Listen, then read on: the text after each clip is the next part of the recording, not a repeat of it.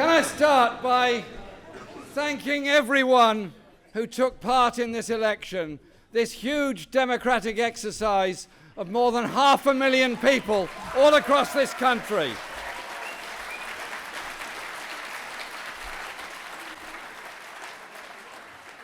It showed our party and our movement passionate, democratic, diverse, united and absolutely determined in our quest for a decent and better society that is possible for all.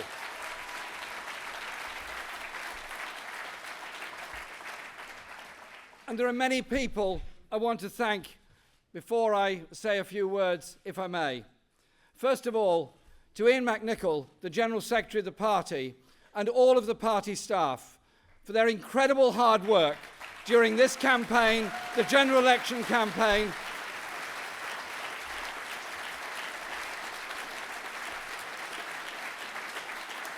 and all the other campaigns that we do and will continue to do. Ian, thank you very much, and please make sure all our staff are aware of the appreciation we all have for all of them. Thank you.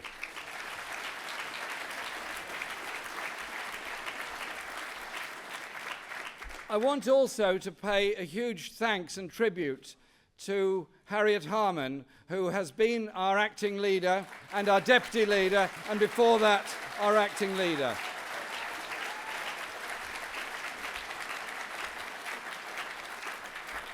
I've known Harriet for a very long time, and what I would say of her is her absolute commitment and passion for decency, equality, and the rights of women in our society is something that we will honour her for, thank her for, and we have legislation that's been brought about by her determination. Harriet, thank you so much for all you've done.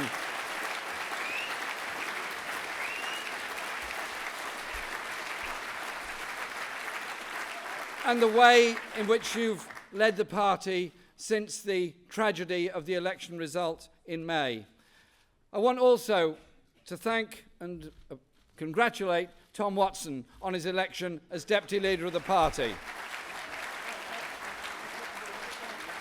Tom is passionate about communication, passionate about holding the state and unaccountable people who don't wish to be accountable to account. Tom's your man to do that.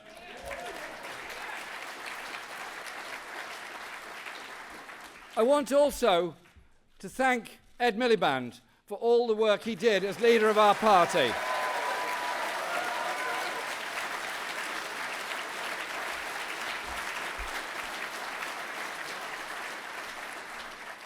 I had a very long conversation with Ed a couple of days ago, and I thanked him for his work as leader of the party. I thanked him for his work as Environment Secretary and somebody who's passionate about defending the world's environment against the way it's being destroyed at the present time. But I also thanked him for the way in which he stood up to the abuse that he received by much of our media.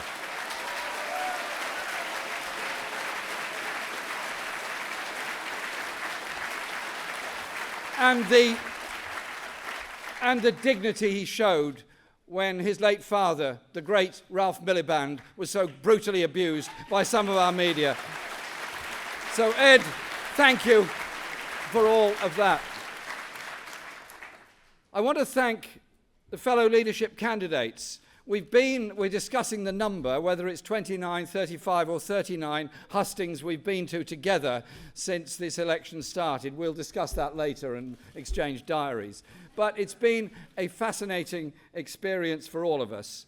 And I want to thank them for the way the debates were conducted, the way that we were able to put forward political debate and political differences and still come out at the end of it with a group hug. We're going to reform ourselves as an ABBA tribute band and continue this work in the future. Andy Burnham was our health secretary, and Andy's passion and determination for a national health service as a human right, free at the point of use, is something that comes over every time Andy speaks.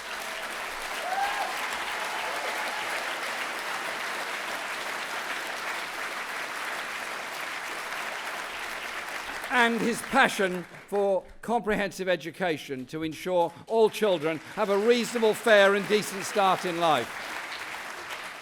I want to say thank you to Yvette Cooper for all the work she's done in government and in the party, but in particular, over the past few weeks, helping to shape and turn round public opinion to show sympathy and humanity towards refugees and the way they're treated.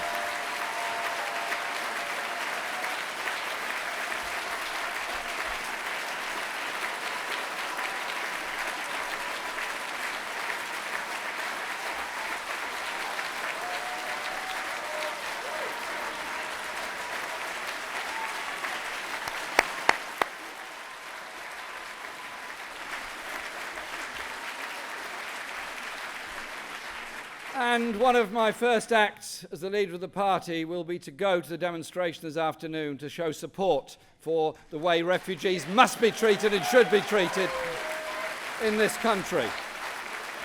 I want to thank Liz Kendall for her friendship during this campaign, for the way we've managed to have some moderately different opinions on a number of issues, but we've managed to maintain a very good friendship.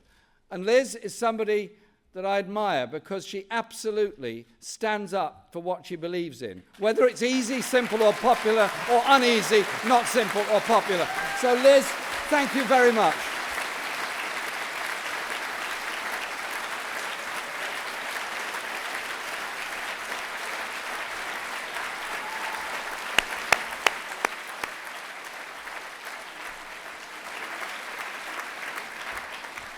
Those late-night train rides will never be the same again. So thank you to my fellow candidates and to the thousands of party members that have attended the hustings events all over the country. And it's quite amazing that every one of them was completely full, standing room only, and many, many other members and supporters were unable to get along to them. That is a tribute to our party, all the candidates, both for deputy leader and for leader, and the way in which our members want passionately to engage in debate and be able to influence party policy and make our party more inclusive, more democratic, and their membership better listened to in the future. I want to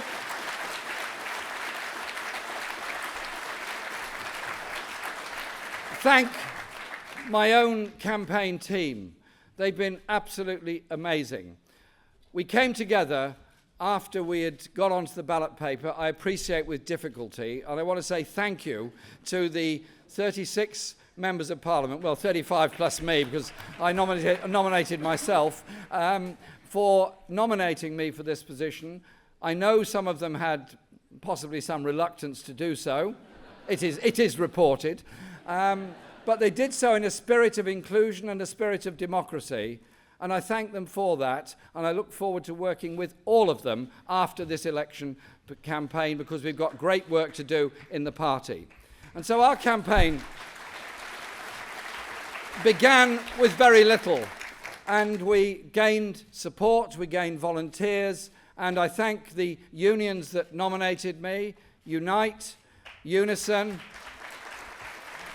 the TSSA, ASLEF, the Communication Workers Union, the Prison Officers Association, the Bakers Union, the Socialist Education Association, the Socialist Health Association, and the support received from the RMT Union and the FBU, and all the other unions that took part in this campaign. We are a party organically linked together between the unions and party membership and all the affiliated organisations. That is where we get our strength from.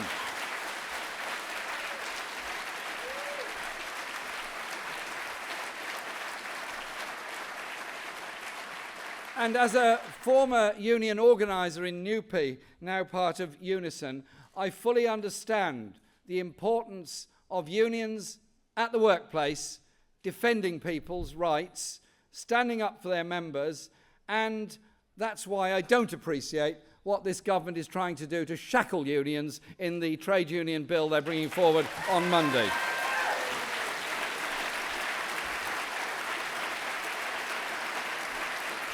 Our campaign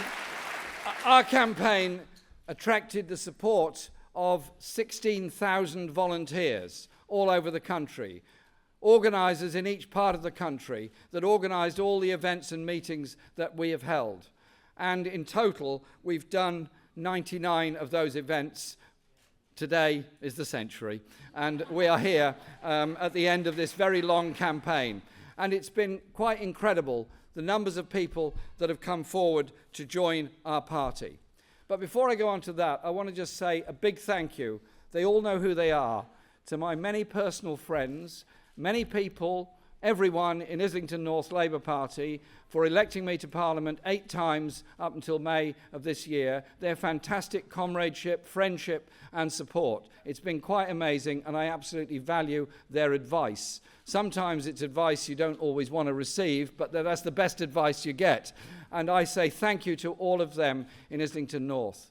I also say a huge thank you to all of my widest family, all of them, because they've been through the most appalling levels of abuse from some of our media over the past 3 months. It's been intrusive, it's been abusive, it's been simply wrong. And I say to journalists, attack public political figures, make criticism of them, that's okay, that is what politics is about. But please, don't attack people who didn't ask to be put in the limelight, merely want to get on with their lives. Leave them alone in all circumstances.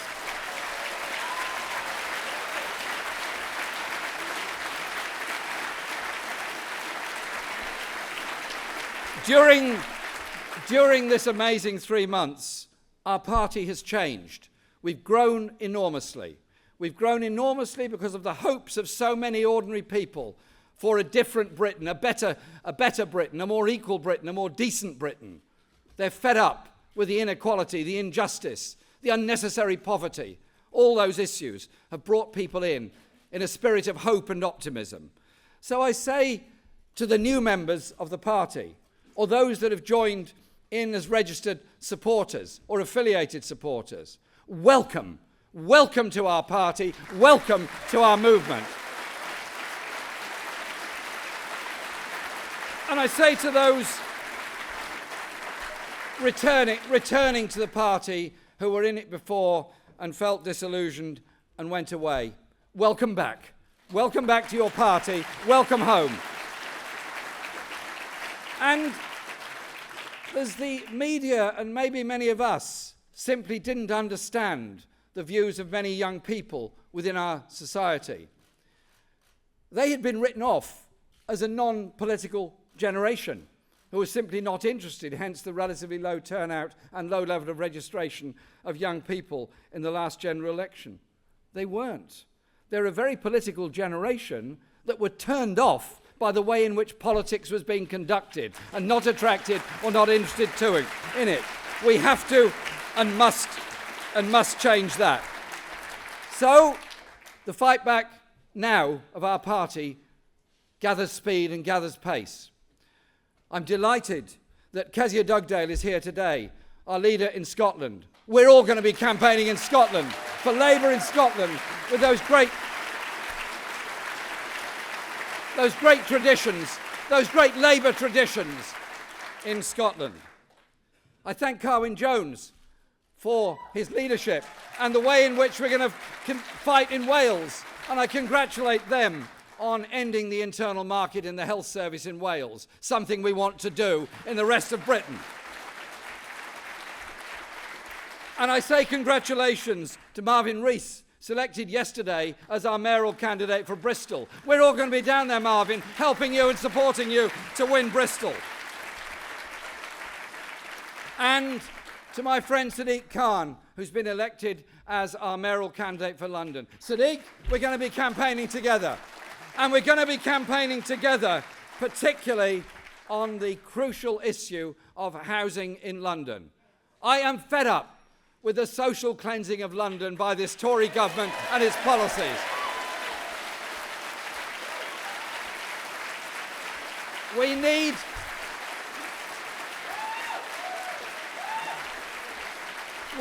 a Labour mayor We need a Labour mayor in London who can ensure we do house everyone in London. We do end the sky-high rents. We do end the insecurity of those living in the private rented sector. We need a Labour mayor to bring that about in this wonderful great city of London. And Sadiq's the man to do it.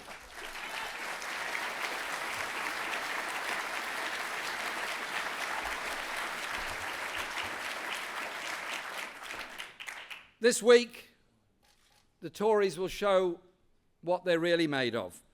On Monday, they have the trade union bill designed to undermine even the ILO conventions and shackle democratic unions and destroy another element of democracy within our society. We have to oppose that. They're also pushing the welfare reform bill, which will bring such misery and poverty to so many of the poorest in our society. I want us as a movement to be proud, strong, and able to stand up and say, we want to live in a society where we don't pass by on the other side of those people rejected by an unfair welfare system. Instead, we reach out to end the scourge of homelessness and desperation that so many people face in our society. We're strong enough and big enough and able to do that. That is what we're about. There are many, many issues we face, and many people face desperation in other parts of the world. And I think it's quite incredible the way the mood in Europe has changed over the past few weeks of understanding that people fleeing from wars, they are the victims of wars, they are the generational victims of war, they're the intergenerational victims of war, end up in desperation, end up in terrible places, end up trying to gain a place of safety, end up trying to exercise their refugee rights. They're human beings just like you, just like me. Let's deal with the refugee crisis with humanity, with support, with help, with compassion, to try to help people who are trying to get to a place of safety, trying to help people who are stuck in refugee camps, but recognize going to war creates a legacy of bitterness and problems. Let us be a force for change in the world, a force for humanity in the world, a force for peace in the world, and a force that recognizes we cannot go on like this with grotesque levels of global inequality, grotesque threats to our environment all around the world, without the rich and powerful governments stepping up to the plate to make sure our world becomes safer and better, and those people don't end up in poverty, in refugee camps, wasting their lives away when they could be contributing so much to the good of all of us on this planet. We are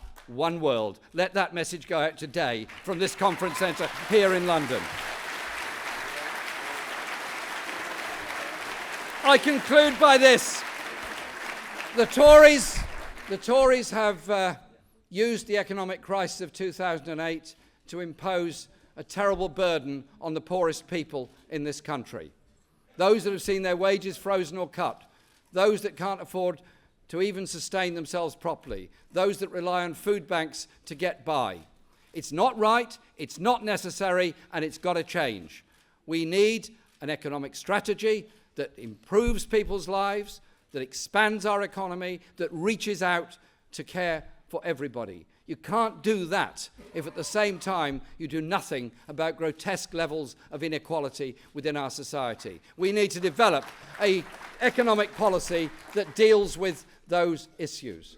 And so our party is about justice, is about democracy, it is about the great traditions we walk on. Those that founded our party and our movement, those that stood up for human rights and justice, the right for women to vote, the right for others to vote. We stand here today because of their work.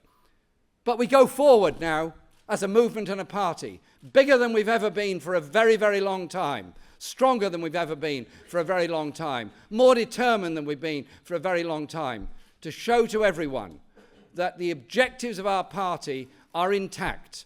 Our passion is intact.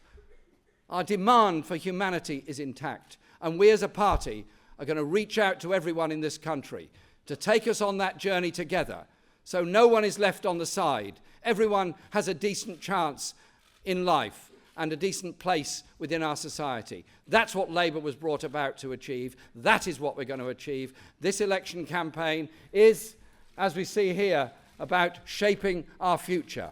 Our party is going to, I hope, become more inclusive, more involved, more democratic, and we're going to shape the future of everyone in this country in a way that I think will be remembered as something that is good for everyone, that brings about the justice that we all crave, and that is what brought us into this wonderful party and this wonderful movement ourselves. I say thank you to everyone for all their support, friendship and comradeship during this election process. And I say thank you in advance to us all working together to achieve great victories, not just electorally for Labour, but emotionally for the whole of our society, to show we don't have to be unequal, it doesn't have to be unfair, poverty isn't inevitable, things can and they will change. Thank you very much.